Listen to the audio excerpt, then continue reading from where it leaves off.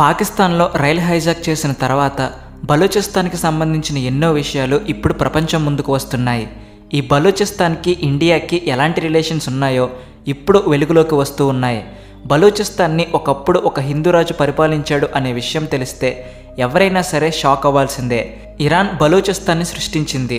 మరోవైపు బలూచిస్తాన్ పాకిస్తాన్పై చేసిన దాడుల వెనక మన భారతీయ నిఘా సంస్థ రా ఉంది అని చాలామంది చెబుతూ ఉన్నారు. నేటికి చాలామంది బలూచిస్తాన్ ప్రజలు మన దేశంలోనే నివసించాలి అని అనుకుంటూ ఉన్నారు. వాళ్లకు తమ దేశాన్ని ఇండియాలో కలపాలి అని ఎంతో ఆశ. అసలు బలూచిస్తాన్ స్వతంత్ర దేశంగా ఎందుకు మారలేకపోయింది? బలూచిస్తాన్ మన భారతదేశంలో ఎందుకు కలవలేకపోయింది? ఇప్పుడు జరుగుతున్న సంఘటనలను చూస్తూ ఉంటే బలూచిస్తాన్ త్వరలోనే భారతదేశంతో కలిసిపోతుందా అనే ప్రశ్న చాలామందికి కలుగుతూ ఉంది. ఇవన్నీ కూడా మన ఇండియాకి సంబంధించిన ఎన్నో సీక్రెట్స్ని మెల్లమెల్లగా ప్రపంచానికి తెలిసేలా చేస్తూ ఉన్నాయి.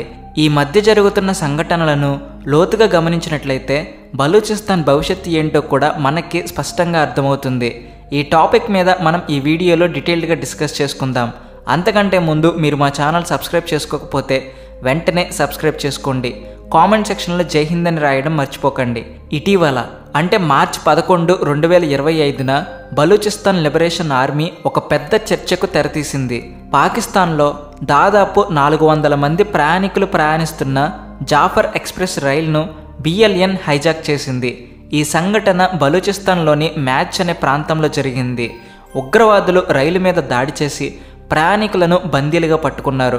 బలూచిస్తాన్ స్వాతంత్రాన్ని డిమాండ్ చేస్తూ BLN ఈ పని చేస్తున్నట్టుగా ప్రకటించింది. పాకిస్తాన్ ప్రభుత్వం అన్యాయంగా బంధించి పెట్టిన తమ ఖైదీలను విడుదల చేయాలి అని కోరింది. అయితే పాకిస్తాన్ ప్రభుత్వం ఈ రైలు హైజాక్ వెనక మన ఇండియా ఉంది అని మనల్ని నేరుగా నిందించింది. అంటే మనము ఈ దేశ స్వాతంత్రం కోసం ప్రయత్నిస్తూనే ఉన్నాము కాబట్టి డైరెక్ట్గా మనల్ని పాకిస్తాన్ బ్లేమ్ చేసింది. భారతదేశ ప్రభుత్వం ఈ ఆరోపణలను తిరస్కరించింది. రైలు హైజాక్ వెనుక మన ప్రమేయం ఏదీ లేదు అని తేల్చి చెప్పింది. అమాయకమైన ప్రజలకు ద్రోహం చేసే అలవాటు పాకిస్తాన్ వాళ్ళకే ఉంటుంది, కానీ మన ఇండియాకి ఎప్పుడూ ఉండదు. రైళ్లను హైజాక్ చేసి బెదిరించడం, విమానాలను హైజాక్ చేసి ఖైదీలను విడిపించుకోవడం వంటి హిస్టరీ పాకిస్తాన్ వంటి నీచమైన దేశాలకు మాత్రమే ఉంటుంది. కానీ మన ఇండియన్ బ్లడ్లోనే అలాంటి పాడు పని చేయాలి అనే ఆలోచన కూడా ఉండదు. ఒకసారి ఈ మ్యాప్ గమనించండి. భారతదేశానికి నార్త్ వెస్ట్ వైపు అంటే వాయువ్యం దిశ వైపు ఆకుపచ్చ రంగులో హైలైట్ చేసిన ప్రాంతాలు పాకిస్తాన్కి చెందినవి. రెడ్ కలర్లో హైలైట్ చేయబడిన ప్రాంతం బలూచిస్తాన్. ఇది పాకిస్తాన్లోనే అతిపెద్ద ప్రావిన్స్. గతంలో బ్రిటిష్ ఇండియాలో ఒక భాగంగా ఉండేది. అయితే మన దేశ విభజన తర్వాత ఈ ప్రాంతం పాకిస్తాన్లో భాగమైంది. కానీ ఇన్ని సంవత్సరాల తర్వాత బలూచిస్తాన్ మళ్ళీ మన భారతదేశంలో భాగం కావాలి అని ఎంతగానో కోరుకుంటుంది అనే విషయం మీలో ఎంతోమందికి తెలుసు. ఇప్పుడు పాకిస్తాన్లో ముఖ్యమైన భాగంగా ఉన్న బలూచిస్తాన్ ఒక స్వతంత్ర దేశంగా మారాలని, అది సాధ్యం కాకపోతే ఇండియాలో భాగంగా మారిపోవాలి అని ఎన్నో పోరాటాలు చేస్తూ ఉంది. ఈ మ్యాటర్ను మనం హిస్టరీ, పాలిటిక్స్, డిప్లొమసీ కోణాలలో ఈ స్టోరీని ఒకసారి గమనించి చూద్దాం. భారతదేశంలో మరో కొత్త రాష్ట్రం ఏర్పడడానికి ఎంతో దూరం లేదు అని అందరికీ అనిపిస్తూ ఉంది. బలూచిస్తాన్ చరిత్ర చాలా పురాతనమైనది, ఎంతో ఇంట్రెస్టింగ్గా కూడా ఉంటుంది. మన భారతదేశ మొట్టమొదటి మొఘల్ చక్రవర్తి బాబర్ కుమారుడు హుమాయూన్ బీహార్కి చెందిన షేర్షా సూరి చేతిలో 1540లో ఓడిపోయాడు. హుమాయూన్ భారతదేశం నుండి పారిపోయి పర్షియాలో అంటే ఇప్పటి ఇరాన్లో ఆశ్రయం పొందాడు. 1545లో షేర్షా సూరి చనిపోయాడు. అలాంటి టైంలో ఒక అవకాశాన్ని గ్రహించి హుమాయూన్ ఇండియాకి తిరిగి రావాలి అని ప్లాన్ చేయడం స్టార్ట్ చేశాడు. బలూచిస్తాన్ సపోర్ట్ చేయడంతో 1555లో హుమాయూన్ ఢిల్లీ మీద తిరిగి దండయాత్ర చేశాడు. ఆ తర్వాత అతనికి ఢిల్లీ మీద కంట్రోల్ వచ్చింది. మెల్లగా తన రాజ్యాన్ని విస్తరించుకోవడం మొదలుపెట్టాడు. కానీ బలూచిస్తాన్లో దీనికి వ్యతిరేకంగా నిరసనలు ప్రారంభమయ్యాయి. ఎందుకంటే అక్కడ హిందూ రాజు పరిపాలిస్తూ ఉండేవాడు. అక్కడ హిందూ జనాభా కూడా ఉండేది. సేవ రాజవంశం అక్కడి ప్రజలను పరిపాలిస్తూ ఉండేవారు. మొఘల్ రాజుల ఆధిపత్యాన్ని వాళ్ళు మొదట్లో ఒప్పుకోలేదు. కానీ మెల్లమెల్లగా తమ చరిత్ర మరిచిపోయి మొఘలులను ఆహ్వానించారు. ఈ ప్రాంతంలోనే బలూచ్ ప్రజలు స్థిరపడ్డారు. మొఘలులు మన భారతదేశాన్ని ఎన్నో సంవత్సరాల పాటు పరిపాలించినప్పుడు వాళ్ళల్లో చాలామంది బలూచ్ ప్రజలకు సహకరించారు. ఈ విధంగా బలూచిస్తాన్ ఏర్పడింది. ఇక్కడ హిందూ జనాభా కూడా ఉంది. ఈ ప్రాంతం మన దక్షిణ ఏషియాకి, మిడిల్ ఏషియాకి మధ్య ఉన్న ఒక ముఖ్యమైన జియోగ్రఫికల్ ఏరియాలో ఉంది. పురాతన కాలం నుండి ఈ ప్రాంతంలో ఎంతో బిజినెస్ జరుగుతూ ఉండేది. పైగా ఆర్మీ క్యాంప్స్కి వారి ప్రోగ్రామ్స్కి ఈ ప్రాంతమే సెంటర్ ఆఫ్ అట్రాక్షన్గా ఉండేది. బ్రిటిష్ పాలనలో బలూచిస్తాన్ ఎక్కువ శాతం బ్రిటిష్ ఇండియా కింద ఉండేది. దీనిని బ్రిటిష్ బలూచిస్తాన్ అని పిలిచేవారు. ఇక్కడే స్టోరీ ఇంట్రెస్టింగ్ టర్న్ తీసుకుంది.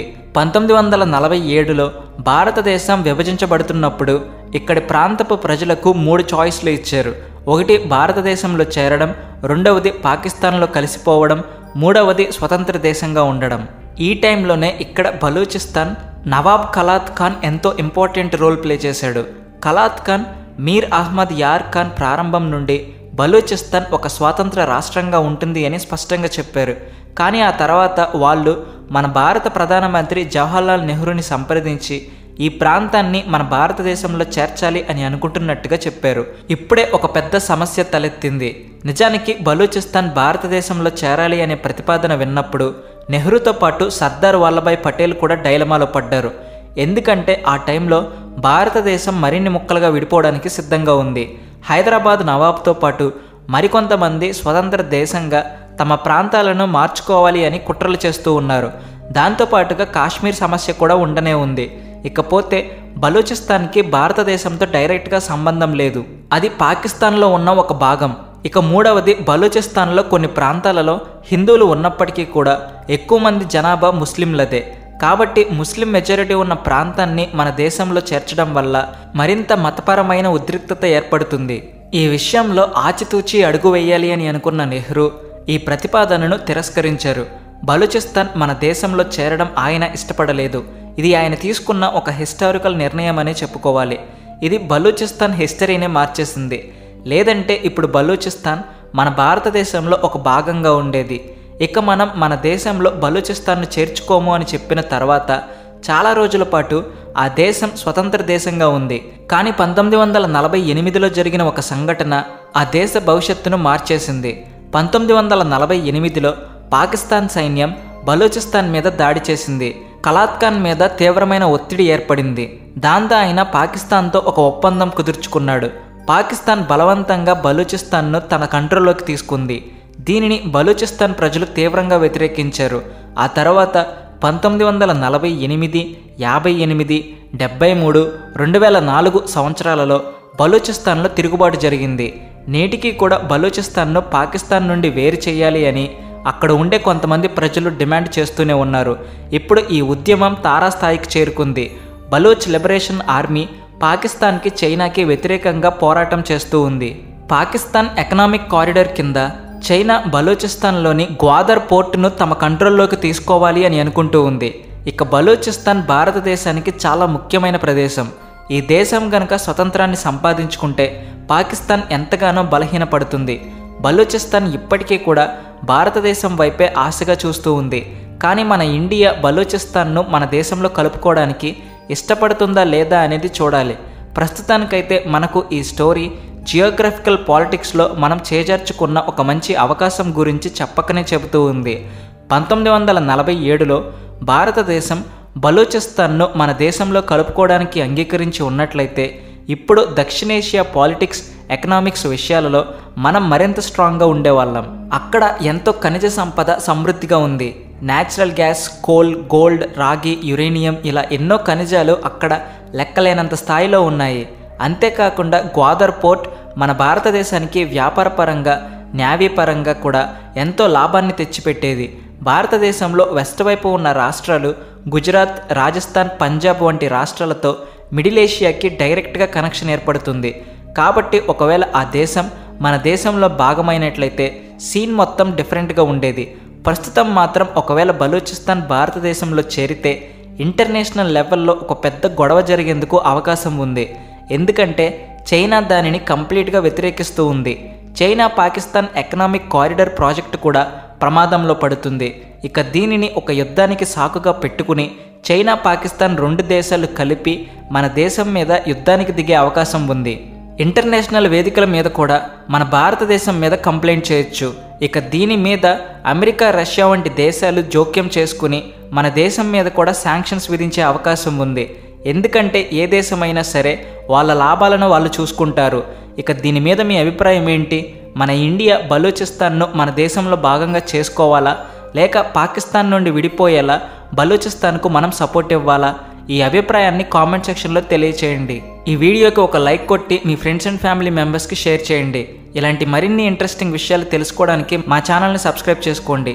Please like and share and also thanks for watching.